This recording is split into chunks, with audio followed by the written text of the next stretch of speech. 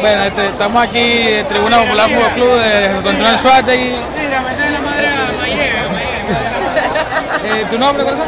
Johari López.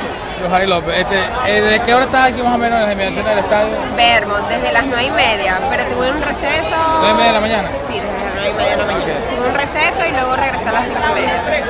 Ok, ¿estás en un grupo? ¿Hay gente Sí, aquí solamente? entre grupos, con amigos, sí. Porque no conoces a nadie en la cola, amigos tuyos que vengan de afuera, de otro estado. Sí, de Cumaná. De Cumaná. De Cumaná. Ah, ok. ¿No viniste los días anteriores de las ventas de las entradas? No, ni me quise acercar porque eso era una bulla, mucha gente, horrible. ¿Cómo crees que mañana a las 9 de la mañana esté el proceso de la venta de las Va a entradas? ser un problema.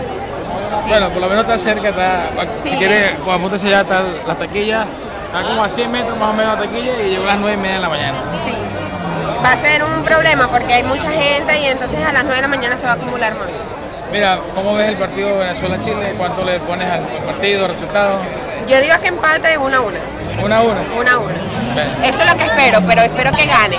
Eso es lo que más espero, porque Ok. no me voy a calar una cola de 1 hora para eso. Bueno, entonces, muchas gracias, amor. A la orden.